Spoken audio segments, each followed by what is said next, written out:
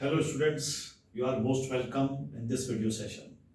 इस वीडियो में हम डिस्कस कर रहे हैं ह्यूमन जेनेटिकल डिसऑर्डर्स जो कि जीन्स से होते हैं, मानव में आनुवंशिक रोग।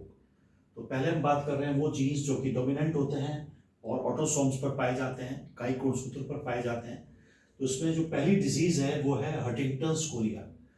तो इसके मेन जो सिम्टम्स हैं, लक्षण हैं, वो ये हैं कि एक तो प्रोग्रेसिव मेंटल रिटार्डेशन होता है, लगातार बढ़ता हुआ मानसिक अपघटन होता है, और रेगुलर सडन जर्क्स होते हैं बॉडी में, अनियमित रूप से अचानक से झटके होते हैं, और इसमें non coordinated speech and walk, हमारे बोलने में और चलने में संतुलन नहीं रह पाता है।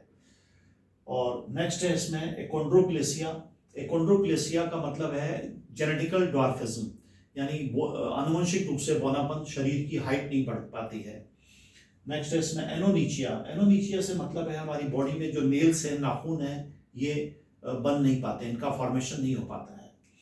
नेक्स्ट है पॉलीडेक्टाइली। पॉलीडेक्टाइली का मतलब है एक्स्ट्रा फिंगरनेस, एक्स्ट्रा फिंगर्स का फॉर्मेशन हो जाता है। नेक्स्ट है ब्रेकीडेक्टाइली। ब्रेकीडेक्टाइली का मतलब है शॉर्ट फिंगरनेस, यानी फिंगर्स का साइज छोटा हो जाता है। नेक्स्ट है मॉर्फन सिंड्रोम। मॉर्फन सिंड्रोम में मल्टीपल प्रॉब्लम्स होती हैं, और उसमें जो मेन प्रॉब्लम है वो हमारे लिम्स का स्केलेटन की लंबाई ज़्यादा हो जाती है, फिंगर्स थिन और पतली हो जाती हैं, पतली और लंबी हो जाती हैं, और साथ में इसमें hyper mobility of joints, joints में बहुत तेज़ी से मूवमेंट होता है, और कार्डियोवैस्कुलर प्रॉब्लम भी हो जाती है, हार्ट की प्रॉब्लम भी हो जाती है इसमें। नेक्स्ट है मस्कुलर डिस्ट्रॉफी। मस्कुलर डिस्ट्रॉफी की जो सबसे कॉमन डिस्ट्रॉफी है उसको कहते हैं मायोटोनिक डिस्ट्रॉफी। मायोटोनिक का जो वर्डली मीनिंग है, मायो का मतलब मसल्स है और टॉनिक का मतलब है कॉन्ट्रैक्शन, स्पाज्म, संकुचन। तो इसमें क्या होता है कि मसल्स कॉन्ट्रैक्ट हो जाते हैं और धीरे धीरे वो उनमें कमजोरी आ जाती है, प्रॉब्लम आ जाती है। नेक्स्ट है हमारा इसमें टाइलोसिस। टाइलोसिस में क्या होता है, हमारी हथेलियों की स्किन और नीचे हमारे पैरों के पंजों की सोल्स की स्किन बहुत थिक हो जाती है, और उसमें फिशर पड़ जाती हैं, दरारें पड़ जाती हैं। नेक्स्ट है इसमें डेंटियोजेनेसिस इम्परफेक्टा। इसमें दांतों में क्राउन नहीं बन पाता है, दांत कमजोर पड़ जाते हैं, उनका रंग बदल जाता है, जो कि ग्रे हो सकता है, येलो हो सकता है, ब्राउन हो सकता है। हाँ जी, नेक्स्ट आता है ऑटोसोमल जीन्स जो कि रिसेसिव नेचर के होते हैं। इनकी जो पहली डिजीज है एल्केप्टोन्यूरिया। इसमें होमोजेंटिसिक एसिड, जिसको एल्केप्टोन भी कहते हैं, इसका बॉडी में एक्यूमुलेशन हो जाता है, संग्रहण हो जाता है, जो कि जॉइंट्स में स्टोर हो जाता है और कार्टिलेज में स्टोर हो जाता है।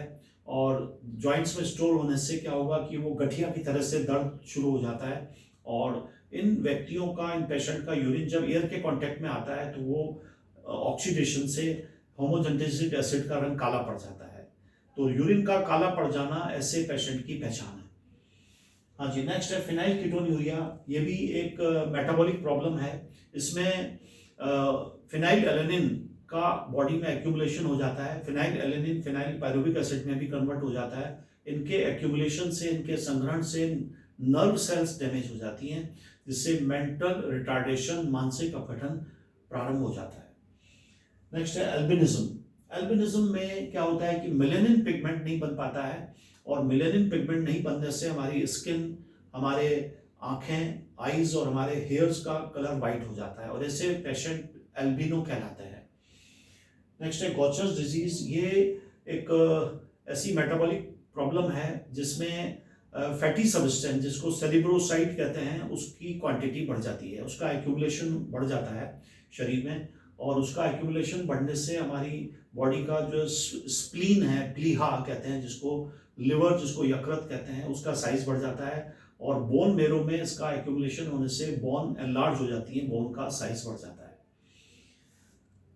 हाँ जी, टी सेक्स डिजीज या इन्फेंटाइल एमोरोटिक इडियोसी, ये इसमें भी एक मेटाबॉलिक प्रॉब्लम है। इसमें गैंग्लियोसाइड नाम का एक फैटी सब्सटेंस है, इसका एक्यूमुलेशन हो जाता है, और इसके एक्यूमुलेशन से मेंटल रिटार्डेशन हो जाता है, मानसिक अपघटन हो जाता है। हाँ जी, नेक्स्ट है इसमें सिस्टिक फाइब्रोसिस। सिस्टिक फाइब्रोसिस में क्या होता है कि जो बॉडी के डाइजेस्टिव जूस हैं, म्यूकस है और स्वेट है, पसीना है, ये बहुत थिक हो जाते हैं, और म्यूकस के और डाइजेस्टिव जूस के बहुत ज़्यादा थिक हो जाने से क्या होगा, हमारी बॉडी के जो डिफरेंट सिस्टम्स हैं उनका ट्रैक्ट, उनके पथ बंद हो जाते हैं और धीरे धीरे पेशेंट की डेथ होने की संभावना है। हाँ जी, नेक्स्ट है सिकल सेल एनीमिया। ये हीमोग्लोबिन की डिजीज है। इसमें हीमोग्लोबिन का जो ग्लोबिन पार्ट है उसमें क्वालिटेटिव चेंज आता है, गुणात्मक परिवर्तन आता है। इसमें जो ग्लूटामिक एसिड है उसकी जगह पर वेलिन एसिड आ जाता है और इससे हीमोग्लोबिन की ऑक्सीजन कैरिंग कैपेसिटी कम हो जाती है। नेक्स्ट है इसमें थैलेसेमिया। थैलेसेमिया में ये हीमोग्लोबिन का डिसऑर्डर है जिसमें हीमोग्लोबिन में क्वांटिटेटिव चेंज आता है, मात्रात्मक चेंज आता है। और इसमें क्या होता है कि अगर अल्फा थैलेसेमिया है तो अल्फा पॉलीपेप्टाइड चेन की क्वांटिटी, अल्फा पॉलीपेप्टाइड चेन नहीं बनने से बीटा पॉलीपेप्टाइड चेन की क्वांटिटी बढ़ जाती है और बीटा थैलेसेमिया में बीटा पॉलीपेप्टाइड चेन नहीं बनने से अल्फा पॉलीपेप्टाइड चेन की क्वांटिटी बढ़ जाती है और जिसका असर ये होता है कि आरबीसी फट जाती है ना। नेक्स्ट है इसमें जो डिजीजेस हम बात कर रहे हैं एक्स क्रोमोसोमल जीन से होने वाली। एक्स क्रोमोसोमल जीन्स जो कि डोमिनेंट जीन्स होते हैं, इनसे होने वाली डिजीज ये दो तरह की हमने बताई है। Number 1 is इनकॉन्टिनेंशिया पिगमेंटिया। इनकॉन्टिनेंशिया पिगमेंटिया, इसमें क्या होता है, ये एक तरह का न्यूरोक्यूटेनियस प्रॉब्लम डिसऑर्डर है। इसमें नर्वस सिस्टम और स्किन में प्रॉब्लम हो जाती है। इसमें एक तो स्किन में ब्लिस्टर्स, फफोले जैसे स्ट्रक्चर्स बन जाते हैं, स्किन पर वार्ट यानी मस्से जैसे स्ट्रक्चर्स बन जाते हैं। नेक्स्ट है विटामिन डी रेजिस्टेंट रिकेट्स, इसको हाइपोफॉस्फेटेमिया भी कहते हैं। इसमें क्या होता है कि फॉस्फेट और कैल्शियम की डेफिशिएंसी हो जाती है बॉडी में, जिससे हमारी बॉडी के जो बोन्स हैं वो वीक हो जाती है, कमजोर हो जाती है। हाँ जी, नेक्स्ट आता है इसमें एक्स क्रोमोसोमल जीन्स जो कि रिसेसिव नेचर के होते हैं। फर्स्ट है कलर ब्लाइंडनेस, इसे हम रेड ग्रीन कलर ब्लाइंडनेस भी कहते हैं। इसमें क्या होता है कि पेशेंट रेड और ग्रीन कलर में डिफ्रेंशिएट नहीं कर पाता है, इनको पहचान नहीं पाता है। नेक्स्ट है हीमोफीलिया, इसमें ब्लड क्लोटिंग में देरी हो सकती है, ब्लड क्लोटिंग नहीं हो पाती है ना, और हमारे जॉइंट्स में इंटरनल कई बार ब्लीडिंग भी हो जाती है। इसको रॉयल डिजीज भी कहते हैं क्योंकि जो ब्रिटेन का रॉयल फैमिली है उसमें ये डिजीज चल रही है जनरेशन टू जनरेशन। नेक्स्ट है इसमें नाइट ब्लाइंडनेस। नाइट ब्लाइंडनेस में अंधेरे में या कम रोशनी में धुंधला दिखाई देता है और ये इन्वायरमेंटल भी होता है जिसमें विटामिन ए की कमी से भी ये हो सकता है। नेक्स्ट है ड्यूकेनीज मस्कुलर डिस्ट्रॉफी, इसमें क्या होता है कि जो स्केलेटल मसल्स हैं वो कॉन्ट्रैक्ट नहीं हो पाती हैं और वो ढीली रह जाती हैं और धीरे धीरे कमजोर हो जाती हैं। नेक्स्ट है लेश-निहान सिंड्रोम।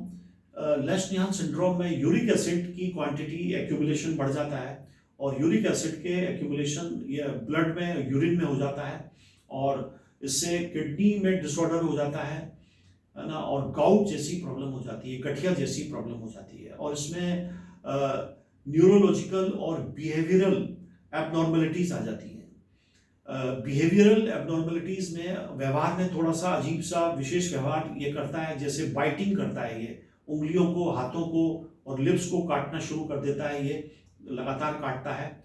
और इसमें दूसरा जो बिहेवियरल जो इसमें सिम्टम है वो ये कि उसमें हेड बैंगिंग यानी सर को तेजी से हिलाता है वो।